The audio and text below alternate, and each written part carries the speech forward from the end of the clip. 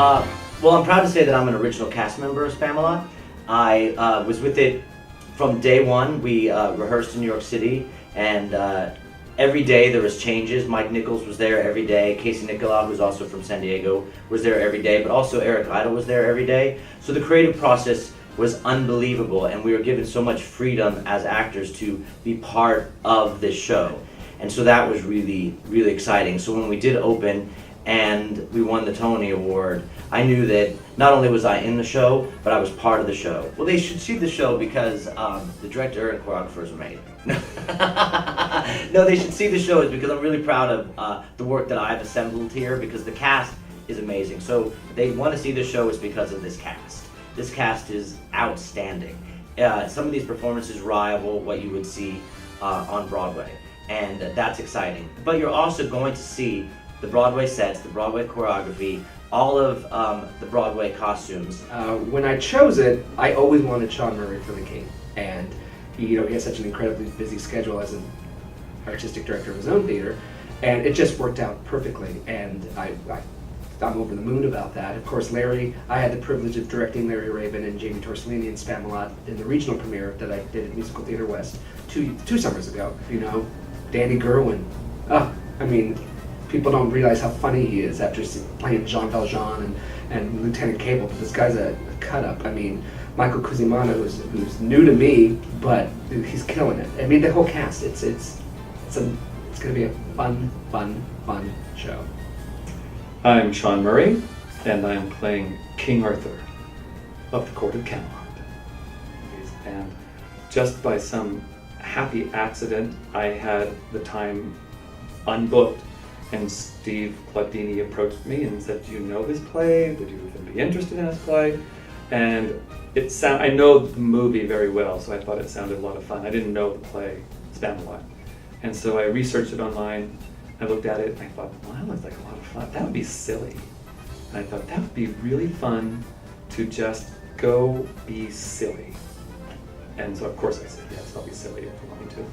Yeah. But 14 years, I haven't worked outside of my own theater in 14 years. And so it's actually, I'm having so much fun I can hardly tell you. I've been a Python fan since I was in high school, since I was 15 years old. A big fan of the TV show. I had all the records back then when we had records, and I'm all memorized. So it wasn't necessarily something I needed to brush up on. I really kind of knew that energy already. What I love about King Arthur is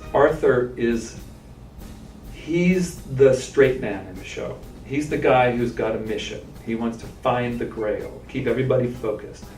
And in an odd way, the more serious I take it, the more I play this play like a great Shakespearean production, the more fun there is when everyone else around me is doing the wrong play, from Arthur's point of view. I picture myself as Peter O'Toole in The Lion in Winter, stuck in a Monty Python sketch. I think that you're going to find if you're a Python person, you're going to find a lot of Python and a lot of great music, a lot of fun. Oh, it's just been a fantastic experience. I was very young when I performed here back in the 80s, and the theater has changed and grown so much. When I did Bye Bye Birdie, we were putting on our makeup with picnic tables and, as Steve Glaudini said, hanging our costumes in the trees. So it's just amazing to see how the facility has grown. Well, it's an incredible role. It's a hysterical show. When I watched it and when I read it, it was just every scene struck me as funny. I think that people can expect to enjoy themselves literally from beginning to end, probably not stop laughing from beginning to end. I am Jamie Torcellini, and I am playing Patsy, Coconuts. Yep, and I'm Larry Rabin, and I'm playing Brave Sir Robin. Sir Robin. You know what? There's always a little something behind the eyes with Larry. There's always that twinkle. So you tend to keep alive when you're on stage with Larry.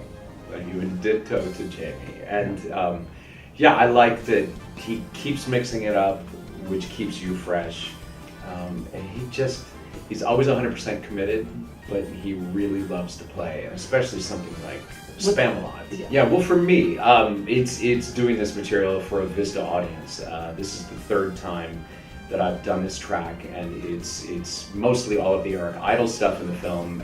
David Hyde Pierce did it on Broadway. So it's always been celebrity driven in a sense. I think this is, like the heir apparent to what we did with Young Frankenstein last year, which was just bring a whole different musical comedy sensibility. And this is a great show for people that maybe are ambivalent about musicals, but love the film. It's like any guy can come see this and have a great time. So that's what I'm excited about, is watching the hillside fill up with all kinds of people that have never seen this. For me, it's revisiting a really dear old friend, and that is, the man who is Patsy. He is, for me, so endearing, and to be able to sing one of my favorite songs from the show, which is "Look on the Bright Side of Life," because it's really so much fun to just have this little sweet fellow just sing his heart out. It's just so, it's really, it's cathartic. Yeah, for me. Yeah, well, and Tat, so for you. It's good. And I get a genius comedy number, so Yes. I won't tell the title, but We can't give it away. we can't, but it's fun. My name is Danny Gurwin, and I am playing Sir Galahad in the show, which also includes playing, when you meet him, he's Dennis, a mudslinger, and then I also play Black Knight, which is a lot of fun, and then in the second act I play Herbert's father.